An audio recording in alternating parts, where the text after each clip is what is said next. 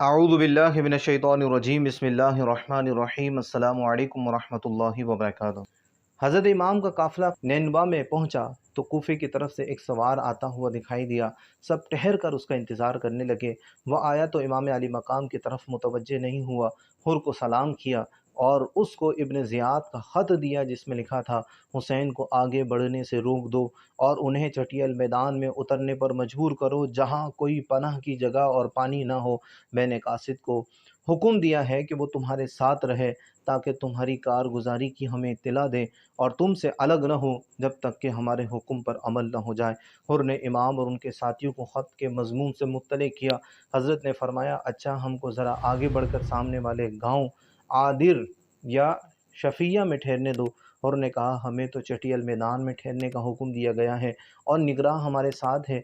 इब्न Ziyad को हमारे तर्ज अमल की इत्तला दे देगा। हुर के इस जवाब पर हज़रत इमाम के साथियों में जोश पैदा हो गया और हज़रत ज़ुहैर ने कहा, या इब्न रसूलिल्लाह, इनसे जंग कर लेना हमारे लिए आसान है बनिस्बत उन लोगों के जो उनके बाद आएंगे, इसलिए कि वो इतने होंगे कि हमको इनके मुकाबले की ताकत ना होगी। मगर हज़रत इमाम ने फरमाया, हम अपनी तरफ से जंग की इब्तिदा नहीं कर सकते हैं।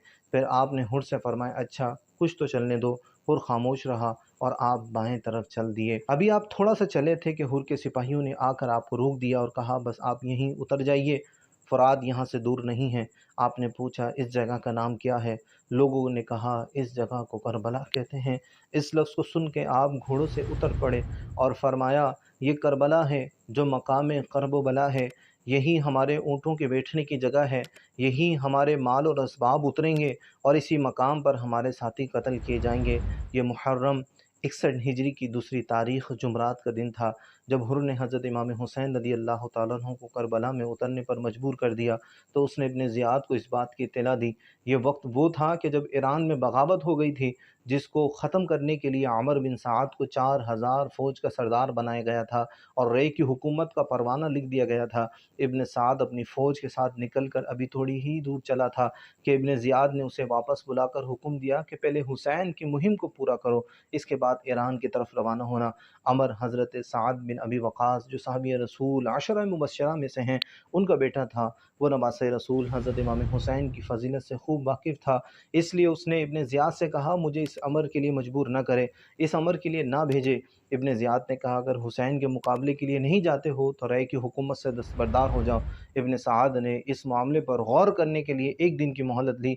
फिर आखिर दुनियावी हुकूमत की लालच में आकर इमाम अली मकाम से मुकाबले के लिए तैयार हो गया और वही 4000 की फ़ौज जो मुल्क ईरान जाने के लिए तैयार थी, उन्हें साथ लेकर तीसरी मुहर्रम को करबला पहुंच गया और फिर बराबर उनकी मदद पहुंचती रही, यहाँ तक कि इब्न साद के पास 22,000 का लश्कर जमा हो गया। कितनी हैरत की बात है, हज़रत इमाम अली मकाम जिनके साथ कुल 82 अफराद, जिनमें बीवियाँ भी हैं, जिनमें छोटे छोटे बच्चे भी हैं और फिर जंग के इरादे से भी नहीं आए थे, इसलिए लड़ाई का कोई ख़ास सामान भी नहीं रखते थे। मगर अहले बैत नबूवत की शुजाअत और बहादुरी का इब्न ज़ियाद के दिल पर इतना असर था कि उनके मुकाबले के लिए 22,000 का लश्कर जर्रार भेज दिया। दुगनी चुगनी 10 गुनी तो क्या 100 गुनी तादाद को भी काफ़ी न समझा। कूफे के तमाम काबिल जंग अफराद को करबला में भेज दिया। इसके बावजूद लोगों के दिल खौफज़दा हैं, जंग आज़मा दिलारों के हौसले पस्त हैं। आखिर मजबूरन उनको ये फ़ैसला करना पड़ा कि लश्कर इमाम पर पानी बंद कर दिया जाए, तब उनका मुकाबला किया जा सकेगा। चुनाचे इब्न साद ने अमर बिन हज्जाज को 500 सवारों के एक दस्ते के साथ दरिया फ़ुरात पर मुकर्रर कर दिया ताकि इमाम और उनके साथी पानी की एक एक बूंद न ले सकें। ये वाक़या हज़रत इमाम अली मकाम के शहीद होने से 3 दिन पहले का है। इब्न साद ने हज़रत इमाम के पास आदमी भेजा, उनसे पूछो कि वो यहाँ क्यों आए हैं और क्या चाहते हैं।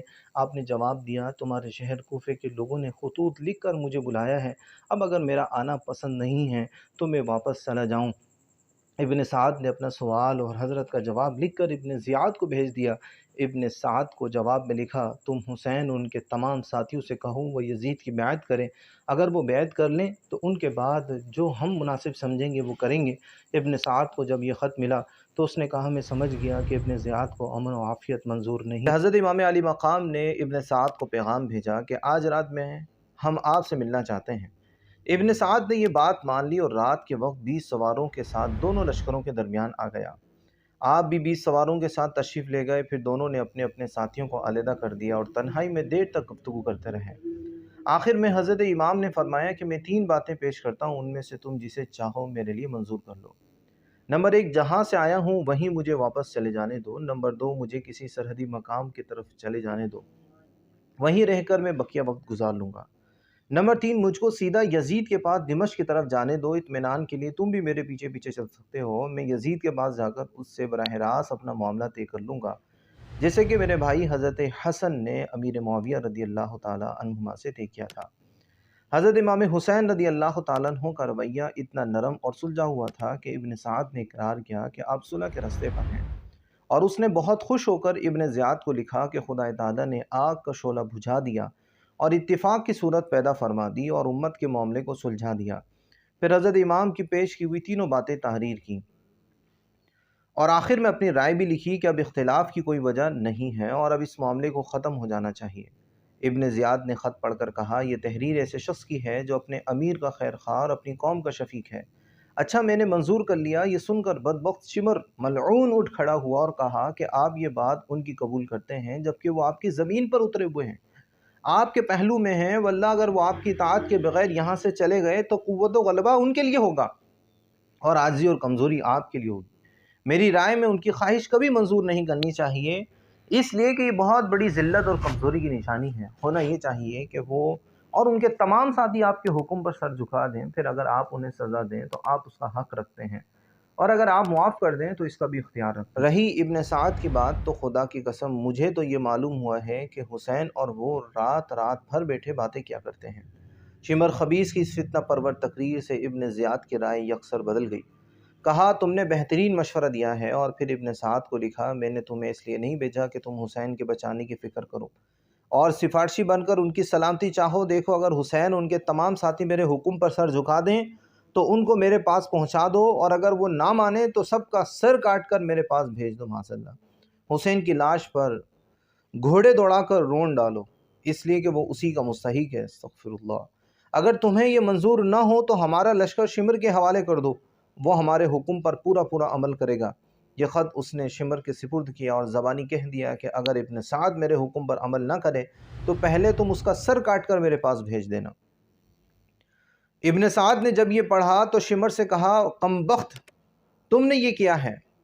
خدا تجھے غارت کرے، تو میرے پاس یہ کیا لایا ہے؟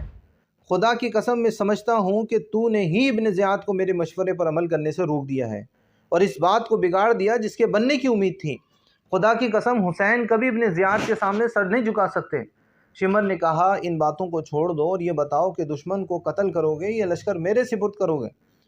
ابن سعد جو دنیا پر جان دینے والا بدبخت ازلی انسان تھا، اس نے کہا، میں لشکر تمہارے سپرد نہیں کروں گا بلکہ یہ مہم میں خود ہی سر کروں گا۔ چنانچہ اس نے فوراً حملے کرنے کا حکم دے دیا۔ یہ محرم کی 9 تاریخ تھی، جمعرات کا دن اور شام کا وقت تھا۔ حضرت امام علی مقام حضرت امام حسین رضی اللہ تعالیٰ عنہ نماز عصر کے بعد خیمے کے دروازے پر تلوار کا سہارا لے کر گھٹنوں پر سر رکھ کر بیٹھے تھے کہ آپ کی آنکھ لگ گئی۔ فوج کی شور و غل کی آواز سن کر آپ کی بہن حضرت بی بی زینب رضی اللہ تعالیٰ عنہ پردے کے پاس آئیں اور آپ کو جگا کر کہا، دیکھیے دشمن کی فوج کی آواز بہت نزدیک سے آ رہی ہے۔ آپ نے سر اٹھایا، فرمایا، میں نے ابھی رسول اللہ صلی اللہ علیہ وسلم کو خواب میں دیکھا ہے۔ حضور انور صلی اللہ علیہ وسلم نے مجھے فرمایا، تم ہمارے پاس آنے والے ہو۔ حضرت زینب یہ خواب سن کر بے قرار ہو گئیں اور روتے ہوئے کہا، یا ویلتا، مصیبت۔ آپ نے فرمایا، صبر کرو، خاموش رہو، اللہ مالک ہے۔ پھر امام نے حضرت عباس سے فرمایا، پوچھو اس وقت حملہ کرنے کی کیا وجہ ہے؟ حضرت عباس فوج کے سامنے آئے اور پوچھا۔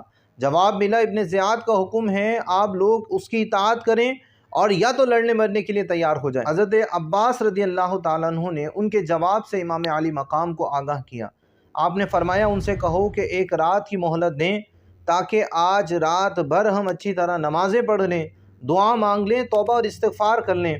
خدا تعالیٰ خوب جانتا ہے کہ میں نماز، دعا اور استغفار سے کتنی محبت رکھتا ہوں۔ جب حضرت عباس رضی اللہ تعالیٰ عنہ نے فوج کے دستے سے کہا کہ ہمیں ایک رات کی مہلت دی جائے تو انہوں نے یہ بات منظور کر لی۔